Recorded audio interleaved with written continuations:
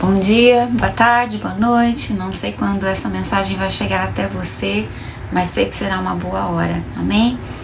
Meu nome é Cristiane Fukuda, sou casada com o Roberto há 33 anos, sou mãe da Júlia e sou mãe do Felipe.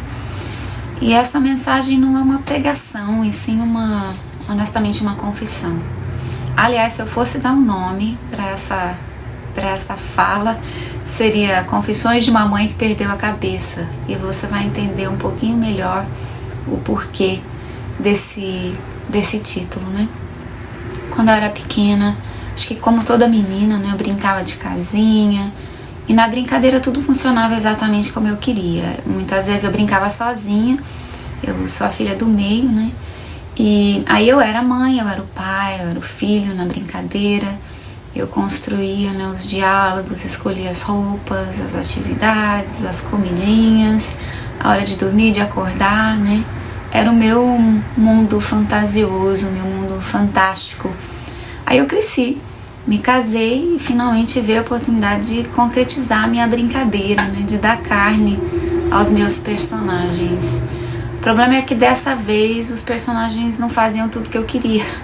Eles tinham vida própria, sentimento próprio, plano, ideia, agenda. E não precisa nem dizer, né, gente? Isso complicou um pouquinho as coisas. Eles não faziam o que eu queria. E pra ser mais precisa, nem eu mesma fazia aquilo que eu queria. Porque eu não tive tempo de aprender o meu próprio papel. Eu tava ocupada criando, narrando, dirigindo a fala de todo mundo, né? Naquele mundo particular, naquela casinha de brinquedo que eu construí. Então até o meu papel ficou sem ser construído nesse processo. Foi muito difícil para mim descobrir que construir uma família de verdade não é brincar de casinha. E o mais difícil ainda foi aprender que pessoas de verdade eles vão me ferir, eu vou ferir essas pessoas, né? E nesse modelo tão, eu vou dizer assim, hollywoodiano, né, de novela, de família, tudo é tão previsível, tão perfeito. Existe ainda um modelo ainda mais perigoso que esse, que é o modelo religioso, né? Que é essa mesma casinha, mas aí a gente coloca Jesus dentro dessa casinha idealizada. E como Jesus não é limitado a nenhuma estrutura humana, essa figura desse Jesus, na verdade, se torna um ídolo, né? A fala dele é religiosa, as palavras condenam, o olhar julga, a presença amedronta, exclui, rejeita, rotula. Nessa casinha, esse Jesus, ele é uma figura rígida, insensível, só segue regras, né, desprovida de amor, de misericórdia. E eu fiquei presa nessa casinha por muito tempo e infelizmente eu tinha muitos e muitos vizinhos ali. Conheci um casal cristão, pessoas muito comprometidas com Deus, de verdade, esses eram dos meus vizinhos ali, né, na minha casinha de brinquedo. Muito comprometidas com Deus, criaram as filhas na igreja, lideraram um curso sobre casamento, sobre como criar filhos, um casal muito querido, muito especial mesmo, cheio de unção. As filhas casaram, né, depois de alguns anos, por motivos que são irrelevantes agora, elas acabaram se divorciando. Gente, pensa numa mãe que o mundo dela ruiu completamente, né? Quando a gente se encontrou pela primeira vez depois do divórcio, ela abriu o coração, falou um pouco da luta, né, que foi lidar com esse sentimento de culpa, tentar achar onde ela errou, porque a primeira coisa que a gente faz é onde eu errei. E o quanto o divórcio, né, das duas filhas foi muito arrasador para ela. Mas uma das frases que trespassou meu coração e realmente mexeu demais comigo foi quando ela disse: quando a minha filha se divorciou, eu achei que ela tinha perdido a salvação. Isso trouxe uma dimensão tão grande, né, tão palpável ao sofrimento dessa mãe. E porque a salvação é o bem mais precioso que um cristão pode ter, né? E colocando o divórcio nessa perspectiva, ele fica ali no topo da lista, como se uma tragédia, né, como o divórcio, pudesse custar a eternidade de alguém. O casamento ou o divórcio, eles não são mais importantes do que a salvação de alguém, mas nesse ponto de dor ficou ali, naquele mesmo nível para a mãe. Aí eu percebi que essa fala soa muito como a fala daquele Jesus rígido, desprovido de amor, né? Aquele Jesus religioso que vive ali naquela casinha que a gente cria. O que alguém faz ou não faz não tem mais valor do que quem ela é para Jesus, né? Mas a religião é tão tóxica que ela nos leva a pensar que existe algo nesse mundo, né, que nem o sangue de Jesus pode redimir. Isso é muito, muito sério e muito perigoso. Se o sangue de Jesus não é maior que o divórcio, não é maior do que as lutas que a gente passa com os nossos filhos, a gente não precisaria de Salvador, né? Então a casa literalmente cai quando esses nossos diálogos que a gente cria, essas coisas ensaiadas, né, as sessões que a gente criou, quando as falas prontas não funcionam, quando os personagens se rebelam, né, não seguem o roteiro. Então o que a gente faz com essa história? O que a gente faz com as horas de treinamento, de ensaio que a gente teve? O que fazer com a decepção, com a frustração, com o desapontamento, né? Eu reconheço esses padrões de pensamento porque eu pensava dessa maneira também. Até que a minha própria casa, aquela casa tão bonitinha que eu fiz, né, literalmente ruiu, né? Por 15 anos meu filho ficou preso nas drogas. Eu passei pela fase tóxica da religião, que me fez pensar que o mal era irreversível, que não tinha solução, que meu filho tinha perdido a salvação. E Deus precisou desconstruir a minha família de mentira e construir a minha família de verdade. Nessa minha jornada eu vejo a decepção de muitas outras mães também. Para umas a decepção vem enquanto os filhos ainda estão em casa, né, como foi no meu caso. Para outras acontecem quando os filhos casam, quando eles vão morar sozinhos, como aconteceu com essa minha amiga do coração. Muitas mães percebem que assim que os filhos saem de casa, eles se desviam, né, eu não gosto dessa palavra, eu vou falar um pouquinho mais por quê. Mas começa a tatuar o corpo, fumar maconha, tudo que os pais achavam que era completamente errado para eles agora passa a ser normal, né? E aí eu convivo com muitas mães e vejo a reação delas a essas situações e elas, como eu, perdem a cabeça. Muitas vezes, honestamente, entram numa crise de ansiedade e depressão tão grande que não conseguem lidar com o sofrimento e com a dor de ser confrontado com uma realidade que não é aquela da casinha. O choque é tão grande, a dor é tão insuportável que eu conheço uma mãe recentemente que tentou o suicídio. O conflito com a realidade foi demais para ela e honestamente é para todas nós que passamos por situações semelhantes a essa, né? De decepção, de perda, tudo que ela creu, tudo que ela idealizou e mais ainda, né? Tudo que ela se esforçou tanto para construir se distorceu no momento que os filhos saíram de casa ou decidiram seguir o próprio caminho. Outra situação muito comum que eu vejo é a situação da insuficiência, né? São aquelas mães que, como eu, usam frases do tipo: meu filho é um menino doce, minha filha é uma menina tão responsável, carinhosa, trabalhadora, ajuizada, ela ama os irmãos, ele ama os irmãos, ama os pais, ama a família, eles são filhos muito bons, mas estão desviados do caminho do Senhor. Ou então eles não querem saber de ir para a igreja. Aí para ajudar vem aquela irmã, né, preocupada com você e com a sua família, que vem lá para te lembrar que seu filho está dando brecha, que seu filho está atraindo maldição. E essas frases são diálogos, honestamente, que a gente aprende no nosso decorrer, né, da caminhada dentro de igreja, e é típico de uma vida na casinha, honestamente. Eu pensava assim antes de perder a cabeça.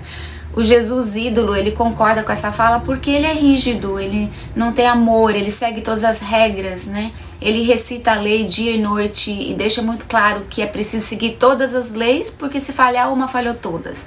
Meu filho é bom, meu filho é trabalhador, meu filho é isso, mas ele não vai na igreja. Então é como se tentasse seguir os 10 mandamentos, né? E errando um, você é condenado por todo. Não existe graça, não existe flexibilidade, né? Por que esse moço da conversa, essa moça da conversa não pode ser simplesmente uma menina doce, um menino doce, responsável, carinhoso, trabalhador, ajuizado, que ama os filhos? Pronto, fim da conversa. Porque o foco não é no que há de bom enquanto a gente espera Deus fazer o que Ele tem que fazer ou o que Ele quer fazer na vida dos nossos filhos, né? Muitas vezes a gente se coloca como barreira ali, porque começa a ser tão chato e pregando tanto que afasta os filhos mais do que aproxima. Eu poderia, na verdade, a gente adicionar dezenas, né, de histórias de mães que, como eu, descobriram que construir uma família não é brincar de casinha. Eu entendo essas mães, eu fui e em partes eu ainda sou essa mãe.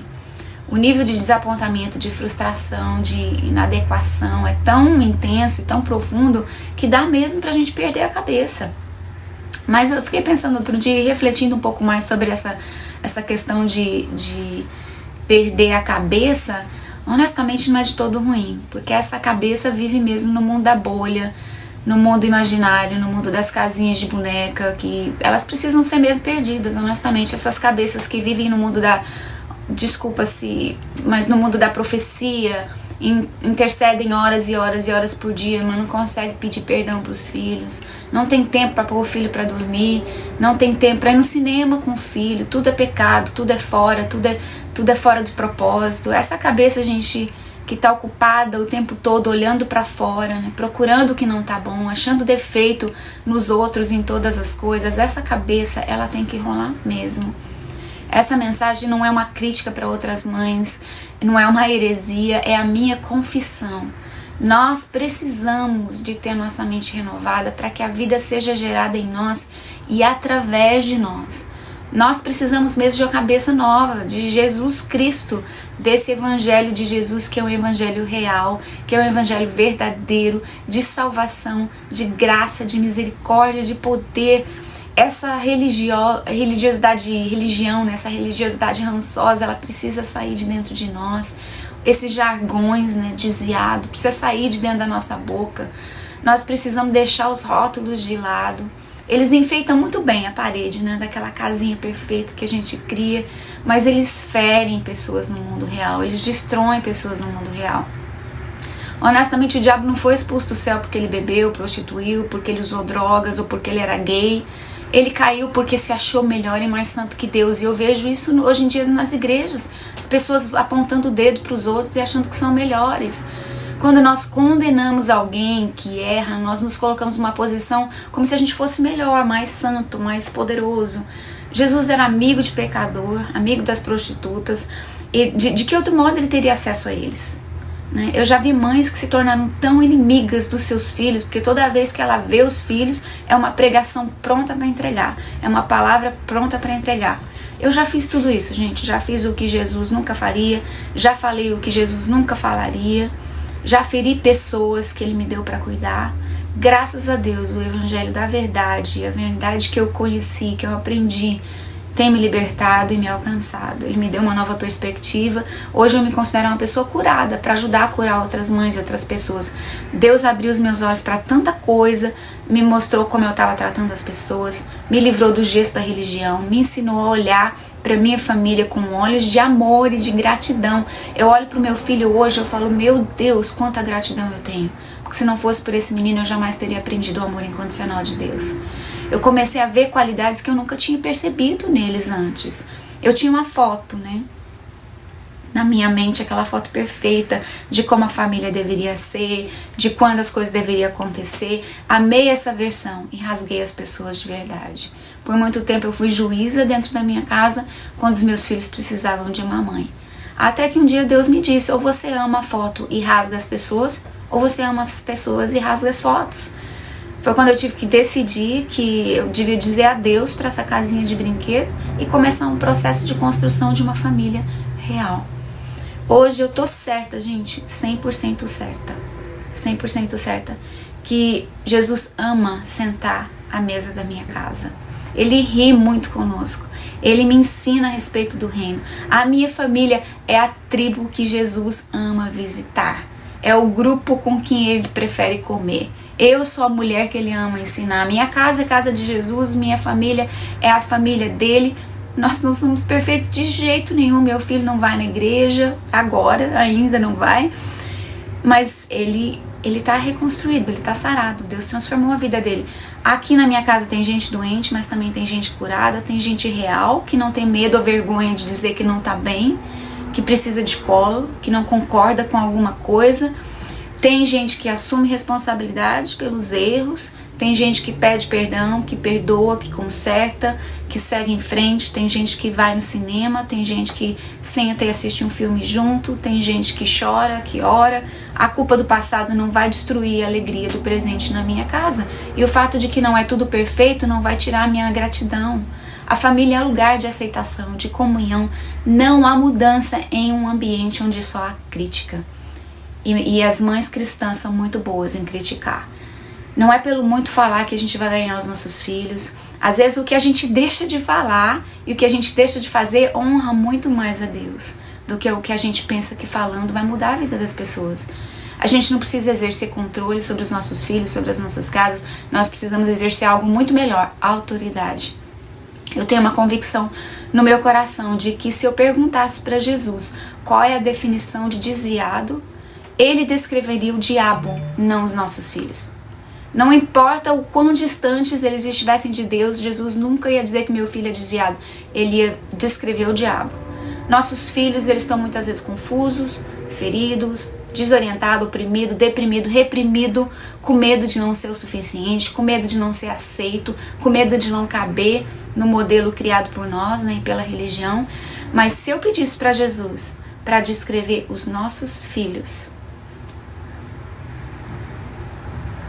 eu tenho certeza que ele diria: eles são filhos do meu pai, eles são meus irmãos, aqueles que eu amo profundamente, pelos quais eu dei a minha vida.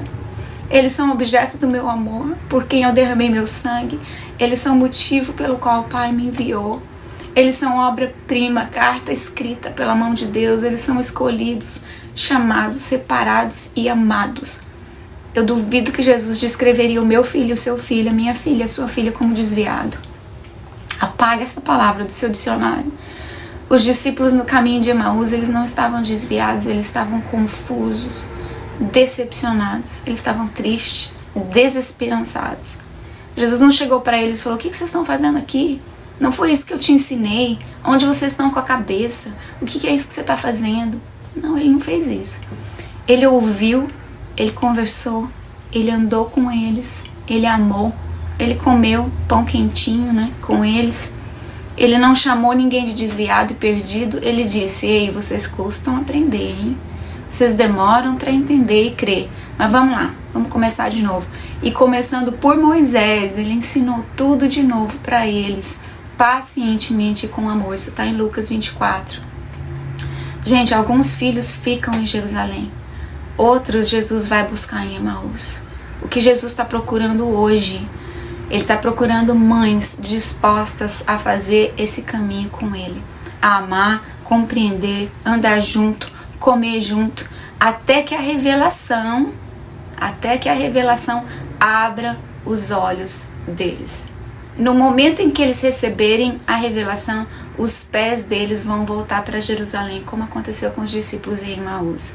Então Jesus está procurando mães que perderam a cabeça, mas não perderam a fé, que perderam a cabeça, mas não perderam a esperança, que perderam a cabeça, mas não perderam o coração. Então eu te convido hoje para ser parte desse grupo de mães que, perdeu completamente a cabeça, mas achou tanta coisa, acharam os filhos nesse processo. Então, em nome de Jesus, eu abençoo a sua vida com essa palavra, com essa mensagem, né, com essa confissão de uma mãe que perdeu a cabeça. Vem perder a cabeça com a gente também. Amém? Um beijo grande no seu coração e que o Senhor possa abençoar o seu dia, a sua casa, a sua família e que haja luz sobre a sua vida e sobre a sua casa. Amém?